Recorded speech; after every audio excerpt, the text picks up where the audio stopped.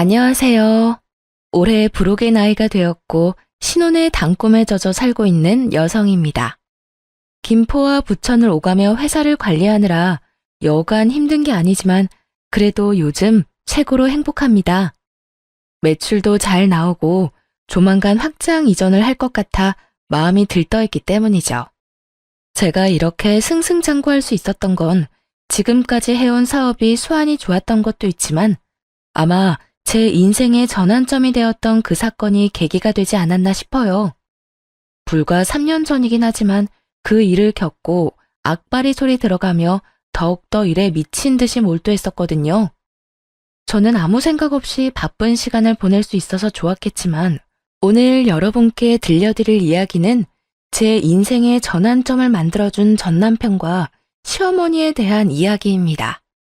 전남편을 짧고 굵게 이야기하자면 빛 좋은 개살구 같은 사람이었어요.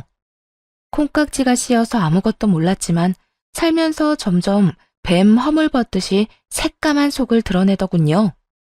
시어머니는 어떤 사람인지 굳이 말씀 안 드려도 아시겠죠? 그럼 인생의 전환점을 만들어준 그들의 이야기 시작하겠습니다. 지금은 이혼을 했지만 편의상 남편이라고 지칭하겠습니다. 저는 서울에 있는 4년제 대학교에서 무역학과 경영학을 전공했습니다. 부모님이 대기업에서 근무하셨다 보니 부족하지 않은 형편에 하고 싶은 거 다 하고 살았습니다. 민정아, 너는 누굴 닮아서 그렇게 유별난다냐? 대학도 그 정도면 네가 골라서 취직할 수 있는데 왜 사서 고생을 하려 해? 아빠, 그래도 인생 살면서 하고 싶은 일 한 번쯤은 해봐야죠. 아버지도 젊었을 때 사고 많이 치셨다면서 할머니가 그러시던데? 야, 임마. 그건 그거고. 너는 얌전히 회사 잘 다니다 시집만 잘 가도 인생 성공한 건데 엄마 아빠는 너 고생하는 거 보기 싫어서 그래. 그러니 잔말 말고 다니던 대학 열심히 다니다 좋은 남자 만나서 결혼해. 전 그렇게 시시하게 살려고 태어난 거 아니에요.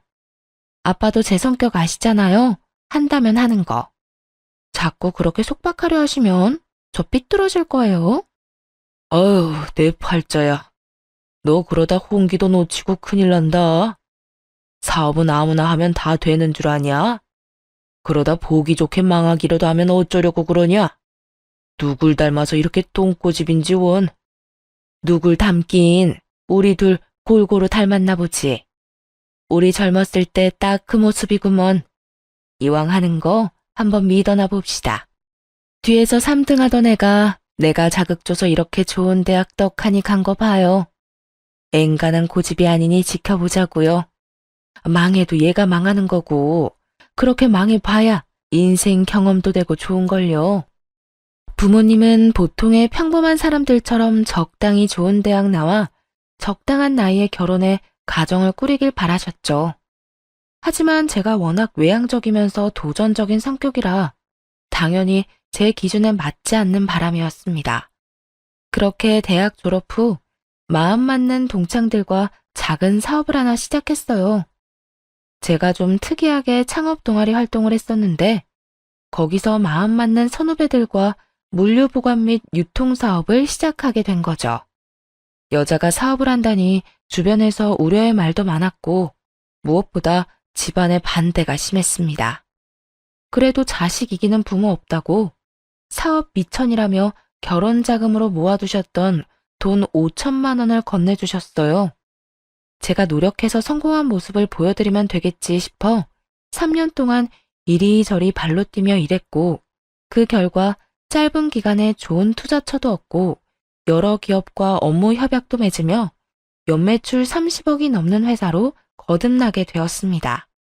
솔직히 일반 회사 다니면서 연봉 1억 받기도 힘든데 연매출 30억이면 정말 대단한 거 아닌가요? 물론 모든 게 제 몫은 아니었지만 확실한 성과를 보여드리니 부모님이 정말 기특해 하셨습니다. 아참, 선배 지난번에 혈액원이랑 업무 협약 이야기 나온 건 어떻게 됐어? 물류보관 창고 새로 짓고 냉동고랑 냉장 시스템 새로 들인 보람이 있어야 할 텐데. 다행히 긍정적인 반응이더라. 거리가 가깝기도 하고 보건해주는 기간에 비해 가격도 저렴하다면서 내부 회의하고 연락해주겠대. 아마 좋은 소식이 들려오지 않을까 싶다. 와, 다행이다. 선배가 중간에서 고생 많았어. 그 계약 성사하면 대박인 건데. 말 나온 김에 오늘 곱창에 소주 어때? 나야 좋지. 오늘 일 마무리하고 바로 가자. 오래간만에 기름칠 하겠구만. 스스로 무언가를 일궈냈다는 것에 큰 흥미와 성취감을 느껴 사업에만 몰두하며 지내니 10년이라는 세월이 훌쩍 가더군요. 제 나이 35살이 되던 해 거래처 사장님의 소개로 남편을 만났습니다. 당시 남편은 물류센터에서 일하는 직원이었는데 성실하고 긍정적인 모습에 호감을 갖게 되었죠. 몇 번 만나 커피도 마시고 밥도 먹고 대화를 해보니 제 드센 성격도 다 받아줄 만큼 다정다감했고 푸근한 느낌이 들었어요. 그렇게 1년 정도 연애하다가 나이도 들고 하니 자연스레 결혼 이야기가 나왔습니다. 양가 부모님들 모시고 상견례도 무난히 치르고 주변에 많은 축하를 받으며 결혼식을 올렸어요. 회사 일이 워낙 바쁘다 보니 일본으로 4박 5일 일정으로 다녀오고 금방 업무를 봐야 했지만요. 아무튼 결혼 후 남편은 제가 운영하는 회사 직원으로 근무하게 되었습니다. 우리 회사가 본사는 김포였고 지방 공장은 부천과 성남에 있었는데 남편에게 부천 지점을 관리하게 했거든요. 물류센터에서 일하던 경험도 있고 그동안 봐왔던 모습을 믿고 맡겼습니다. 그런데 결혼하고 얼마 되지 않은 시점부터 남편의 행동이 조금씩 거슬리기 시작했어요. 여보, 이번에 엘사에서 나온 벨트랑 구두에 관심이 좀 가던데 혹시 그거 사도 될까? 지난번에 생일 선물로 사준 건? 그건 마음에 안 들어?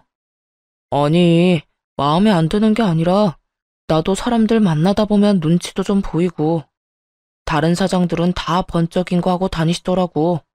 뭔가 나만 유행에 좀 뒤처지는 것 같아서. 유행은 무슨, 그런 거 다 거칠애잖아. 굳이 신경 쓸 필요가 있을까? 지난번에 김 사장이 나랑 골프 치러 가자고 하셔서 다녀온 적 있지? 근데 나한테 골프채 자랑을 하시는데 프랑스 다녀오시면서 1,000만 원짜리 사오셨다고 자랑하시더라고. 장갑에 무슨 모자까지 의상도 풀세트로 맞추시고 나는 그냥 인터넷에서 구매한 게 다인데 차이가 나긴 하더라. 당신 회사긴 하지만 사업한다는 사람이 중요한 자리에 나가면 아무래도 눈치가 보이지. 그래서 가끔 창피하기도 하고. 뭐 그런 거로 그래.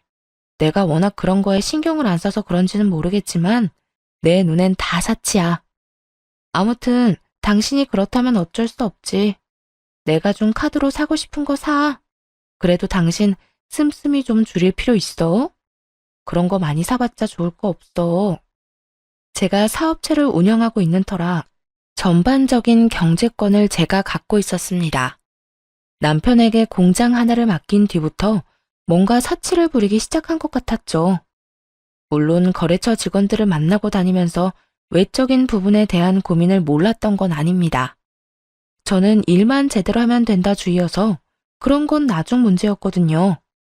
하지만 남편은 주변 사람들과 비교하며 자신의 처지가 좋지 않다고 신세한탄하기 일쑤였습니다. 뭐 어쩌겠어요. 그래도 남편 기죽어 다니지 말라고 남편이 하고 싶은 대로 하게 놔뒀죠. 그런데 남편이 언젠가부터 마치 자신이 회사를 운영하는 것처럼 주변에 소문을 떠벌리고 다니기 시작한 겁니다. 그뿐만이 아니었어요. 시어머니와 시누이도 이제는 저에게 대놓고 돈을 요구하더군요. 예, 아가, 듣자 하니 너 돈 좀 번다며? 내가 그동안 자세한 걸 몰라서 뭐라 못했지만 이왕 이렇게 된 거 단도직입적으로 말하마. 앞으로 생활비를 좀 대줬으면 좋겠구나. 혼자 몸으로 아들 대학 보내고 하다 보니 돈이 없다. 내가 나이가 들어서인지 더 이상 일도 못하겠고.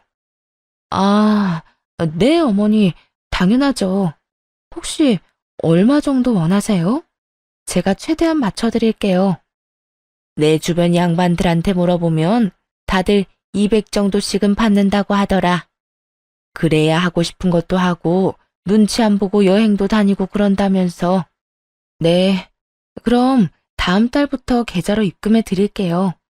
지난번에 아가씨 취업 준비하던 건 어떻게 됐어요? 안 그래도 그 말도 하려고 했다. 네 시누이가 그동안 명품의 미음자도 못 해봤잖니. 다행히 회사에서 좋게 봐줬는지 다음 주부터 출근한다고 하더구나. 그래서 그런데 취업 선물로 가방이랑 구두 어떠니? 골라주기 그러면 현금으로 주려무나. 원래 이럴 때 크게 한턱 내는 거야. 아, 네. 그럼 물어보시고 연락해 주시겠어요? 예, 떨떠름해 할 것 없다. 어차피 나중에 너희도 애 낳고 그러면 희진이가 잘 챙겨줄 거다. 다 되돌려 받게 돼 있으니까 너무 걱정하지 말고. 아니면 이왕 이렇게 된 거 이참에 경제권을 네 남편한테 넘기면 안 되냐? 원래 여자가 경제권 쥐고 있으면 돈이 줄줄 샌다고 했어. 남편이 기가 살아야 집안이 사는 거야. 그건 안 될 것 같아요. 저 혼자 하는 사업도 아니고 동업자들이 있잖아요. 그리고 남편은 물류관리 쪽으로만 일을 해봤지 우리 회사 전반적인 시스템은 잘 이해를 못해서요. 그건 제가 알아서 할게요. 대신에 어머님 용돈 섭섭지 않게 챙겨드리잖아요. 시어머니는 사사건건 경제권을 남편에게 넘기라며 저에게 눈치를 주셨습니다. 하지만 공과 사는 정확하게 구분해야 했고 그 부분에 있어서는 냉정하게 말씀드리곤 했죠. 사실 시댁의 형편이 그렇게 좋은 편은 아니었습니다.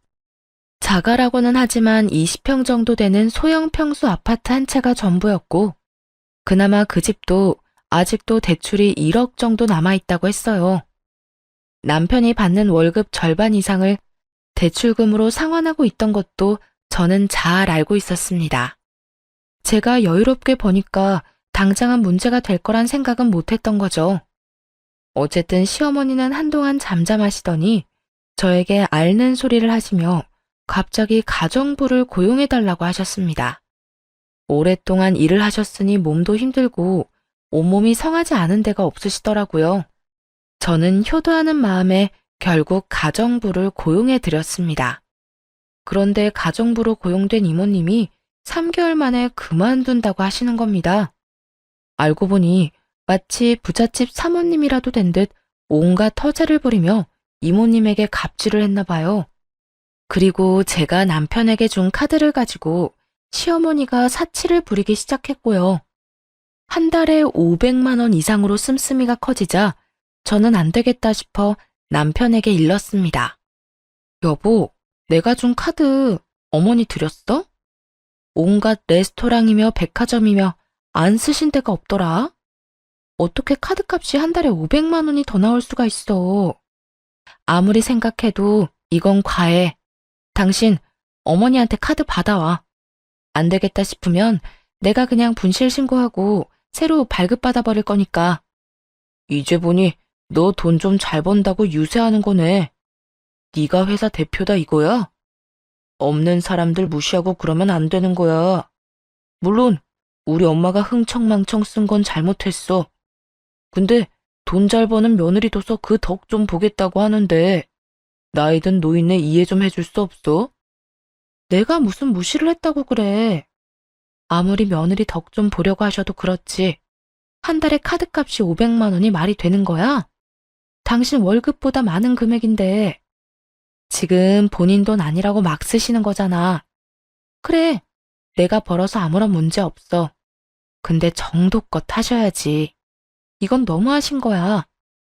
내가 시댁의 생활비에 용돈까지 합쳐서 한 달에 400만 원 드리고 있는데 카드값이 500이면 한 달에 1000만 원이야.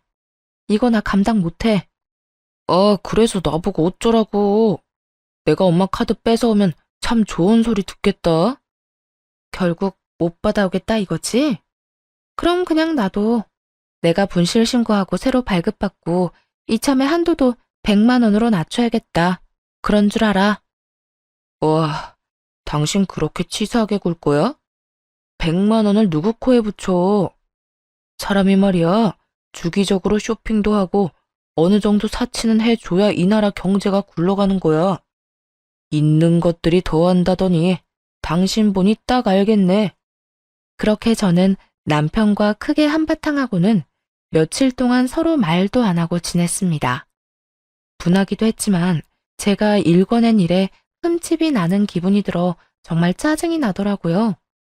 저는 오직 일에 집중하면서 스트레스 풀면서 지냈습니다. 아니나 다를까 시어머니는 저에게 연락해 남편은 고생시키지 말고 편하게 일하라고 하시더군요. 결혼 전에는 딸 같은 며느리, 부부 갈등은 없다며 세상 쿨한 척 다 하더니 자식 앞에서는 역시 시짜인가 봅니다. 예, 너는 회사 대표라는 애가 일머리가 그렇게 없니? 사람 좀 더 고용하고 일 분배하면 더 잘 굴러갈 거 아니야? 그렇게 일에 파묻혀 사니까 아직 아이 소식이 없는 거야. 너희들 내일 모레면 40이다.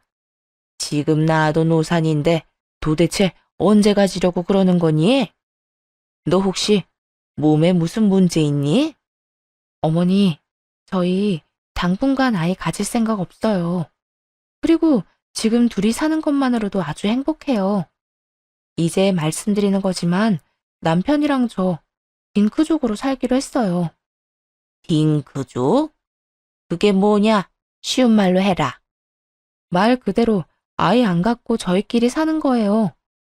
나중에라도 생각이 바뀌면 말씀드릴게요. 하지만 지금은 이대로가 좋네요. 남편도 동의한 내용이니 더 이상 아이 문제는 논하지 않았으면 합니다. 시어머니는 기가 막히셨는지 잔뜩 삐치셔서는 제 연락도 안 받고 저한테 연락도 안 하더라고요. 그렇게 한 달 정도의 시간이 흘렀을까요?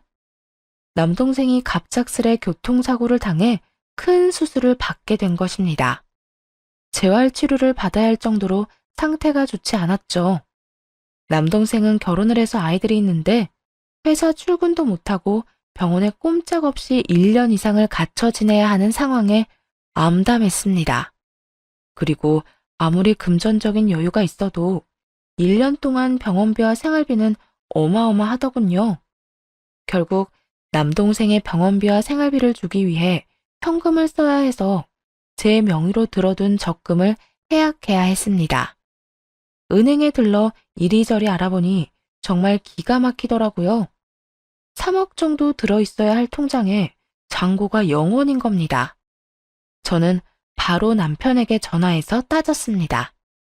여보, 나 은행이거든? 동생 입원비랑 생활비 주려고 적금 든 거 해약하려고 하는데 이거 잔액이 왜 0원이야? 당신 내 돈 빼간 거야? 내 통장인데 돈은 왜 0원이지? 그게 말이지. 사실은 나도 따로 사업을 하고 싶어서 구상한 게 있었거든. 김 사장님이 전망 있는 상품이라고 국내 주식을 알려주셨는데 내가 거기에 투자 좀 했어. 뭐? 지금 나랑 장난하자는 거야? 어떻게 나랑 한마디 상의도 없이 함부로 내 돈을 써? 나도 남자야. 남자로 태어났으면 사업 한 번은 해봐야지. 당신도 버젓이 회사 운영하는데 나라고 못해? 그리고 그깟 돈 까짓것 다시 채워 넣으면 그만이지. 되게 뭐라 그러네. 어차피 그 돈 우리 부부 위해서 쓰려고 했던 거 아니야? 부부는 일심동체라고 내가 좀 잘 돼보겠다는데 그 정도 돈은 투자해줄 수 있는 거잖아. 일심동체 좋아하네. 야, 이 양반아. 1,000만 원, 2천만 원도 아니고 자그마치 3억이야. 그거 내가 안 입고 안 먹고 아껴서 겨우 모은 돈인데 네가 뭔데 홀라당 날려먹는 거야? 그 주식 확실한 거야? 사업 구상? 어떤 사업을 하는 건데? 내가 지금 회사 운영하는 게 무슨 애들 장난 같아? 나도 3년 동안 잠도 못 자고 굶어가면서 고생해서 일군 회사야. 당신 믿고 지점까지 맡겼는데 돌아오는 게 이런 거면 난 당신한테 실망할 수밖에 없어. 앞으로 내 회사에서 쫓겨나고 싶으면 계속 이렇게 멋대로 굴어. 그냥은 안 넘어가. 진짜 치사하다 치사해. 남들은 마누라가 남편 기 살려주려고 애쓴다는데 어쩜 당신은 남편 기를 이렇게 죽이냐? 더럽고 치사하네 진짜. 한참을 남편에게 따지니 남편은 되려 저에게 치사하다며 잔뜩 화를 냈습니다. 도대체 뭐가 잘못된 것이 하나도 모르겠다는 눈치더라고요. 도대체 뭐가 잘못된 건지 하나도 모르겠다는 눈치더라고요. 저는 사업을 하면서 많은 돈을 벌고 있지만 절대 허투루 쓴 적 없어요.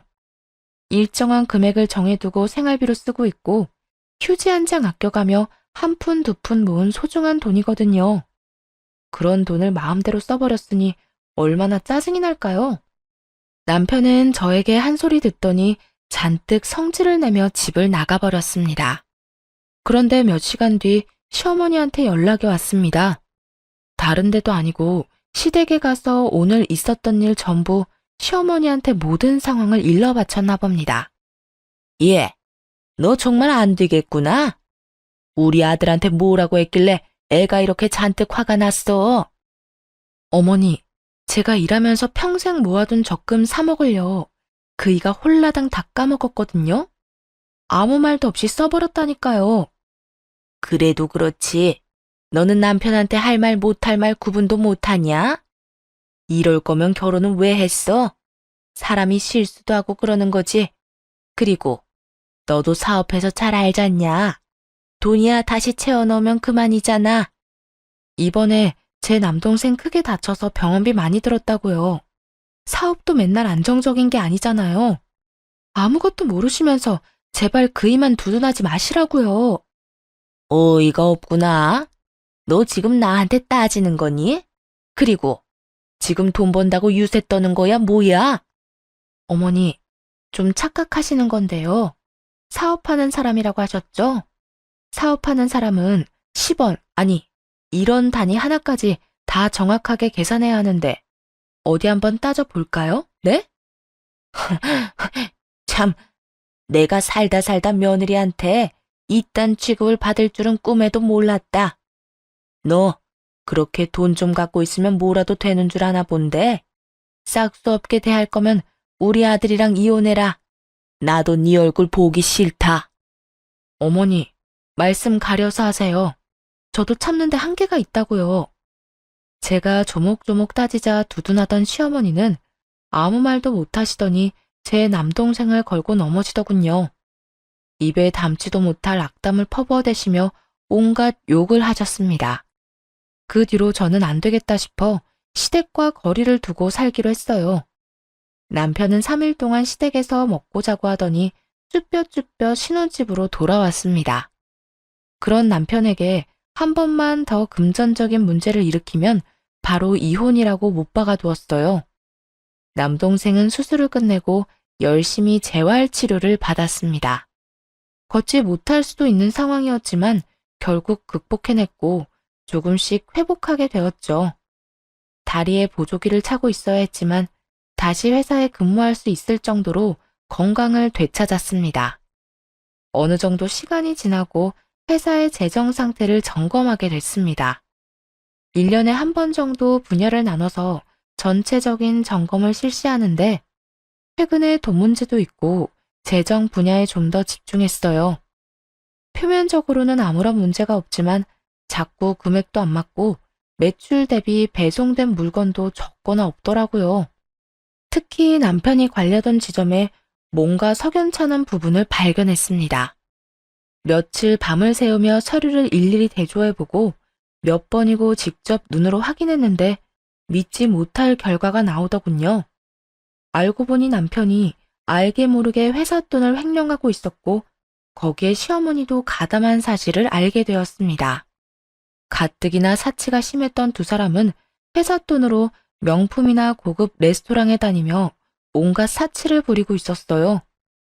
남편이 교묘하게 영수증 처리를 하는 바람에 티가 나지 않았던 겁니다. 심지어 남편은 온라인 도박에 빠져 이미 몇 천만 원을 탕신한 뒤였죠. 어이가 없는 상황에 그대로 시댁으로 갔습니다. 남편과 시어머니는 한가롭게 TV를 보며 안주까지 차려 술 한잔하고 있더라고요. 저는 그 두 사람 얼굴에 장부와 횡령 증거를 내던지며 소리쳤습니다. 어머니, 저 다 알고 왔어요. 이거 보시고 딴 말씀 못 하시겠죠?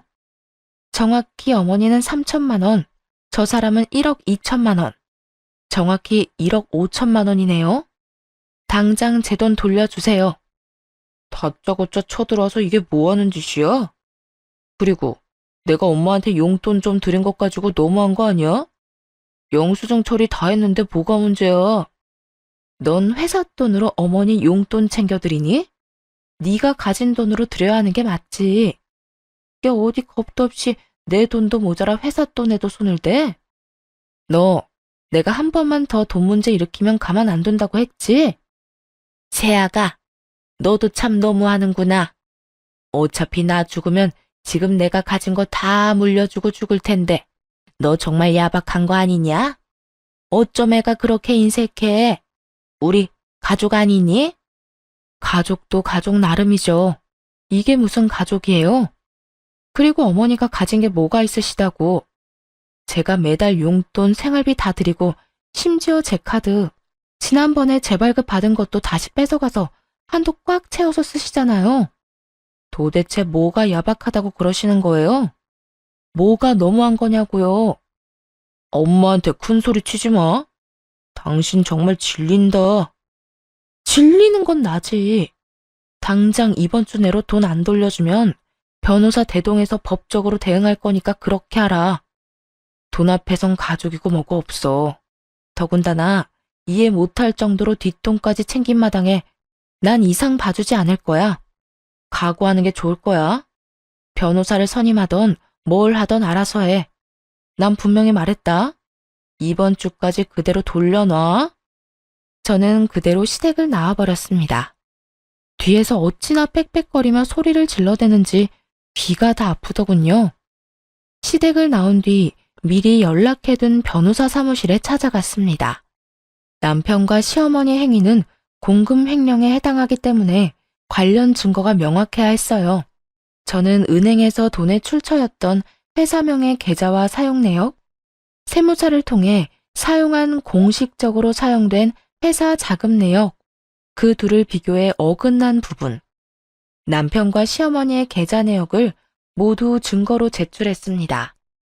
남편이 영수증 처리를 했다는 내역과 일치하지 않는 부분 또한 증거로 제출했어요. 하나에 집중하면 질릴 때까지 해버리는 저의 습관 덕분에 며칠 밤새운 보람이 있었네요. 그러고는 곧바로 이혼 소송도 함께 준비했습니다. 나 지금 이혼 소송 상담받고 오는 길이야. 당신도 잘 알겠지만 이건 그냥 넘어갈 일이 아니야. 형사 고소라도 해서 절반이던 10분의 1이던 다 받아낼 거야. 이번 주까지 돈 안 갚으면 시모와 당신 재산 가압류 걸어버릴 거고. 여보, 정말 그렇게까지 해야겠어? 지금 내가 가진 돈은 30만 원이 전부야. 일단 이거라도 받고 나머지는 내가 천천히 갚으면 안 될까? 5년만 시간을 줘. 내가 어떻게 해서든 돈 마련해서 갚을게. 응? 그러니 제발 한 번만 봐주라. 그리고 이혼이라니 나를 사랑한다고? 그래서 그렇게 뒤에서 많이 해먹었니? 너 지금 돈 갚아나간다고 했지? 네 말에 책임을 져야 할 거야. 딱 한 달 시간 줄 거야. 그 안에 원상복구 안 해놓으면 지금 한 말까지 증거로 싸잡아 제출할 거야. 1억 5천을 어떻게 한 달 만에 마련해. 그냥 봐줘. 어? 잘못했어. 제가 정말 행동을 취하니 남편은 발등에 불이 떨어졌는지 울며 불며 매달리기 시작했습니다. 당연히 그 모든 대화를 녹음해 두었죠. 각서 쓰고 지장까지 찍어뒀으니 정신을 차리겠다 싶어 기회를 주었습니다. 그런데 말입니다. 검은 머리 짐승은 거두는 게 아니라고 했던가요? 남편이 다른 여자한테 눈 돌릴 시간이 있었는지 바람까지 피우고 있다는 사실을 알게 되었습니다. 남편이 관리하는 지점 여직원이 양심 고백을 해와서 알게 됐거든요. 격리 직원이랑 그렇고 그런 사이인데 괜히 말해서 잘릴까봐 쉬쉬하고 있는 거라며 저에게 진실을 알려줬습니다. 당연히 사진이며 동영상이며 증거도 갖고 있더라고요. 저는 좀 더 확실한 정황을 포착하기 위해 흥신소 직원 사람을 시켜 남편의 뒷조사를 했어요. 그런데 이 미친놈이 저한테 울며 불며 매달린 그날 저녁에도 내연녀랑 술을 마셨더라고요. 남편에게 지점을 맡겼을 시점부터 지금까지 계속 만나왔던 겁니다. 더 웃긴 건 남편이 횡령한 돈의 일부는 내연녀 원룸을 구하는데 전세 자금으로 썼더라고요. 네, 맞습니다. 그 내연녀와 둘만의 아지트로 사용하고 있는 곳이었죠. 저장님, 그리고 이것도 좀 아셔야 할 것 같아서요. 카페에서 웬 중년 여성분이랑 두 사람이 같이 자주 만났거든요. 근데 이게 아무래도 저는 좀 찜찜해서요. 잘은 모르는데 한번 보시라고 동영상 보내드립니다. 흥신소 직원이 따로 연락해서 건네준 동영상에는 시어머니와 남편, 내연녀의 모습이 담겨 있었어요. 그 동영상을 보고 있자니 정말 다정다감하기 그지없는 모습이더라고요. 동영상에서 들려오는 시어머니의 목소리가 저를 더 자극했습니다. 아이고, 지금 며느리는 도대체 융통성이라는 게 없다. 돈만 잘 벌면 뭐하니? 이렇게 참하고 예쁜 아가씨가 차라리 내 며느리였으면 좋겠다. 너 이참에 정리해버리고 새 출발하렴. 그 전에 이왕 뜯을 거 10억 넘게 받아내. 이혼하면서 위자료도 청구하고. 사람이 너무 화가 나면 감정을 주체하지 못해 눈물이 난다는 거 아시나요? 정말 온몸이 부들부들 떨리면서 눈물이 나는데 분하기도 하고 서럽기도 하고 5만 가지 감정이 교차하더군요. 저는 더는 이렇게 비참하게 살면 안 되겠다 싶어 바로 이혼 소송과 형사 고소를 진행했습니다. 추가로 상간녀 소송도 진행했죠. 이왕 이렇게 된 거 제대로 혼쭐을 내줘야겠다 싶었죠.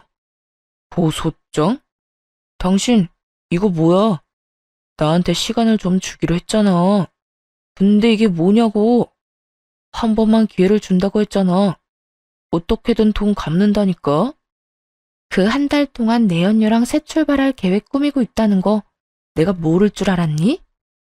나는 더 이상 할 말 없어. 너도 변호사 선임해서 법정 가서 이야기해. 앞으로 살면서 네 면상 볼 일 없었으면 좋겠다. 정말이지. 너란 인간은 역겹고 더럽고 불쾌해.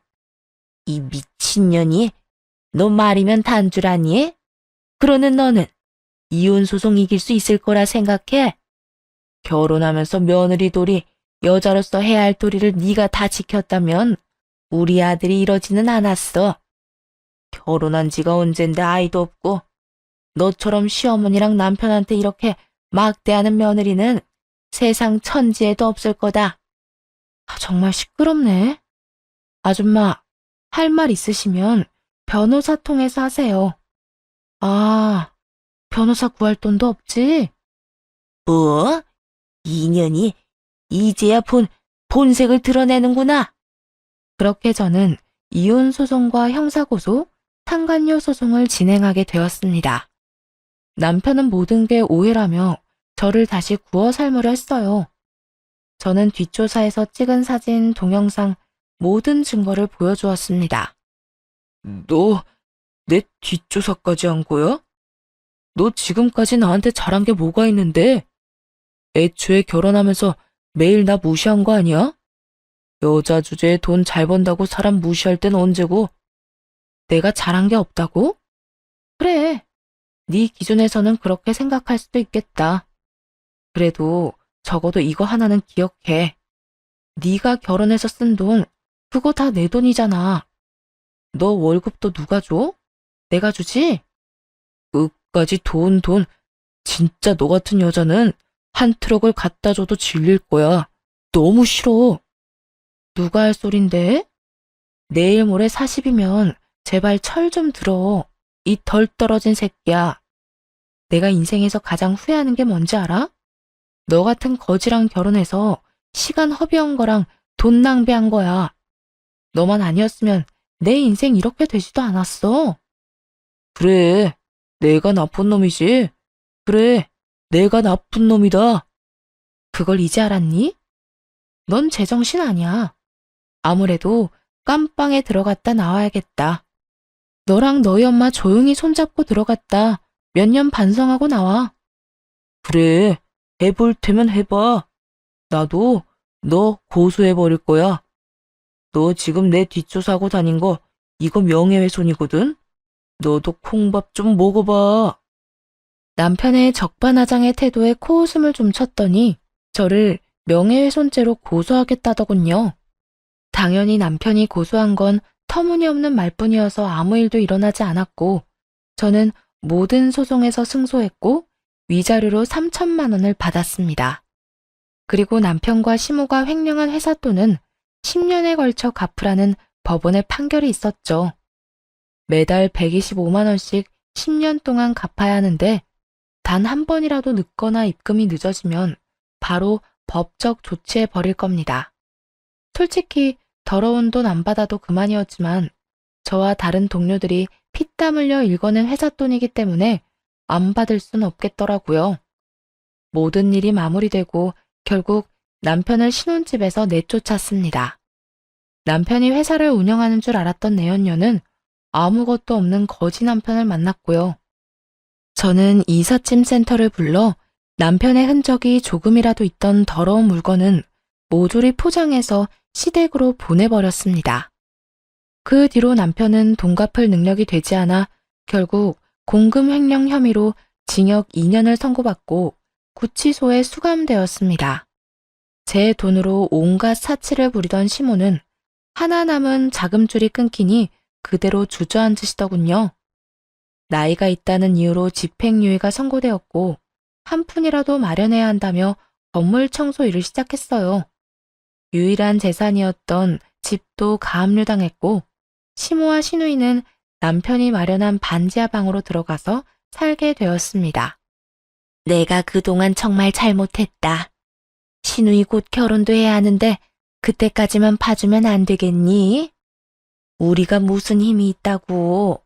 제발 얘 시집만 무사히 보내고 내가 어떻게든 나머지 돈은 마련할 테니까 한 번만 봐주라. 응? 그렇게는 못하겠는데요. 시누이랑 결혼하려는 그 남자도 참 불쌍하네요. 처가 될 집이 사기꾼 거지 집안인 것도 모르고 저는 법원 판결 나온 대로 할 겁니다. 받을 생각도 없어요. 너 너무한 거 아니니? 조금의 정이라도 남아있다면 배려 좀 해주라. 그래도 내가 너 시어머니였는데 이런 식으로 나오면 나도 기분이 좀 그렇구나. 지금 기분 타령하실 때가 아닌 것 같은데요? 제발 말이 되는 소리를 좀 하세요. 이제 와서 제가 왜 아줌마 사정을 봐줘야 하는데요? 어차피 이제 남남이고 이 정도면 제가 인내심 끝판왕인 건데 한 번만 더 저 자극하시면 저도 가만히 안 있어요. 저한테 너무한다고 생각하지 마시고 그동안 그쪽 아들이랑 아줌마가 한 행동도 좀 살펴보시고요. 이참에 벽에 머리 박고 반성까지 하면 더 좋겠네요. 저는 며칠이고 찾아와 매달리는 시모를 오질게 대했습니다. 자꾸 며느리돌이 정 어쩌고 하시는데 제가 조금이라도 그런 게 남아있으면 이렇게 했겠어요? 시모가 다녀간 자리에 저는 소금까지 뿌려버렸습니다. 나름 국산 천일염이라 마지막까지 좋게 대우해줬다 생각해요. 그렇게 2년의 세월이 훌쩍 지났고 그놈은 결국 형량을 다 채우고 출소했더군요. 이사해버리는 바람에 만나질 못하니 회사에 찾아오더라고요. 여길 어디라고 와? 벌써 형량 다 채우고 나온 거야? 시간 참 빠르다. 그나저나 반성은 많이 했나 모르겠네. 당신 없는 2년 동안 나 반성 많이 했어. 내가 얼마나 모자란 놈이었는지 잘 알겠더라. 그래서 말인데 나 새 삶으로 태어났으니까 우리 다시 시작해보는 건 어때? 내가 정말 잘해줄게. 내가 미쳤니? 너 대가리에 총 맞았어? 교도소 다녀오더니 뇌가 어떻게 됐나 본데. 내가 너랑 재결합할 일은 죽어도 없을 거야. 그런 시답지 않은 말 할 거면 당장 꺼져. 앞으로 보지 말자고 내가 분명히 이야기했을 텐데.